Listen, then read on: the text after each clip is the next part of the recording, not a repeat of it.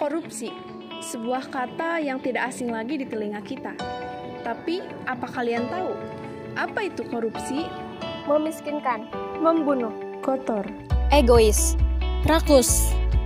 Korupsi merupakan suatu tindakan yang menyalahgunakan jabatan atau kekuasaan untuk kepentingan pribadi seperti suap menyuap, penggelapan uang, dan sebagainya.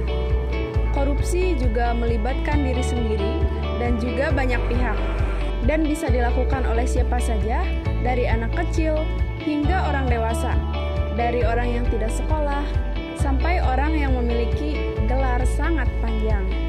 Korupsi bisa berasal dari suatu hal yang kecil sampai yang besar. Contohnya, korupsi uang kas.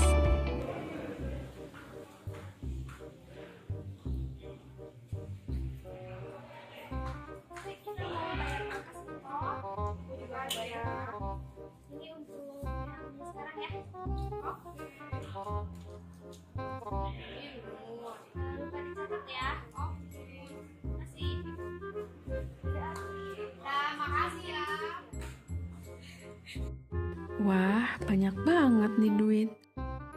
Ini kan buat beli ember, ini buat beli sapu, yang ini buat beli vas bunga. Ada sisa buat shopping.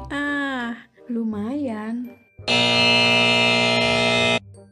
Pernah nggak kalian meminta uang kepada orang tua kalian untuk bayar kuliah, tapi malah dibuat untuk belanja?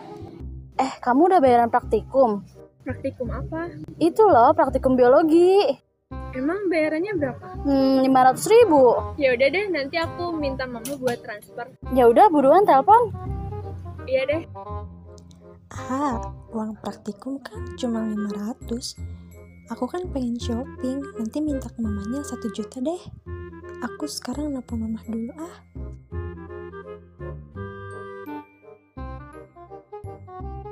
Halo Ma, Dini minta ditransfer uang ya, 1 juta buat bayaran praktikum. Iya Ma, ya makasih. Kok 1 juta sih? Kan tadi aku bilang 500.000. Biasalah buat belanja. Atau titip absen pada saat kuliah.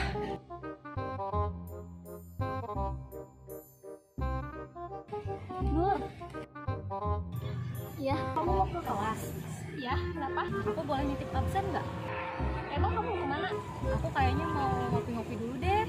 Gak apa-apa kan nitip absen dulu kamu? Boleh?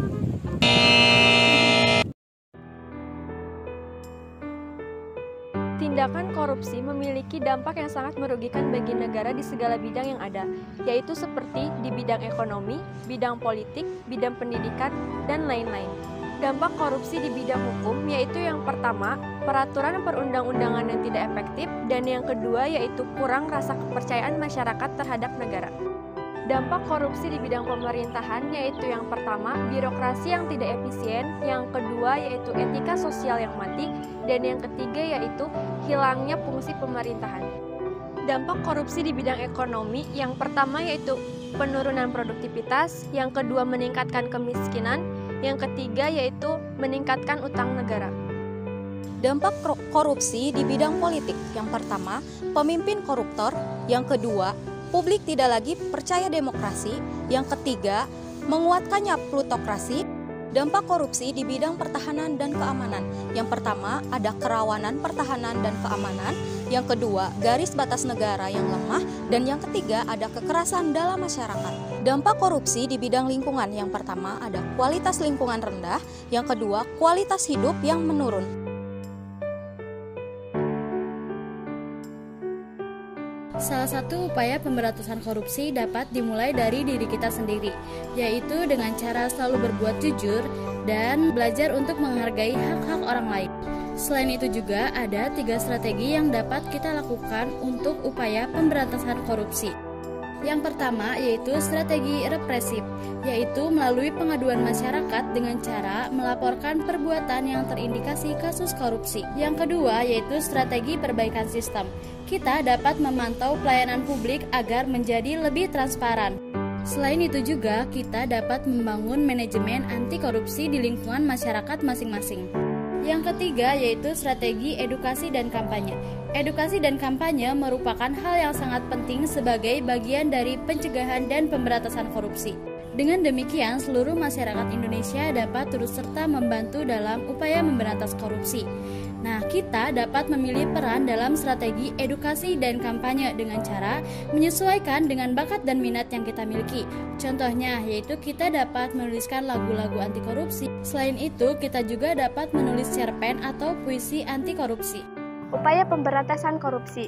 Yang pertama, hukum para koruptor dengan berat. Dengan menghukum para koruptor dengan berat diharapkan dapat membuat efek jerak. Juga dapat menjadikan pelajaran bagi semua kalangan agar tidak melakukannya. 2. Pemimpin yang berintegritas. Jika pemimpin yang berintegritas dalam suatu negara, pemerintahan, usaha, maka orang-orang di bawahnya tidak akan melakukan korupsi. Manfaat teknologi. Dengan memanfaatkan teknologi, maka semua aktivitas dapat dipantau dan meminimalisir kesempatan untuk berbuat korupsi. Pendidikan moral sejak kecil. Jika ia menanamkan pendidikan moral sejak kecil, maka ia tidak mudah tergiur dengan korupsi. Tanamkan nilai religi.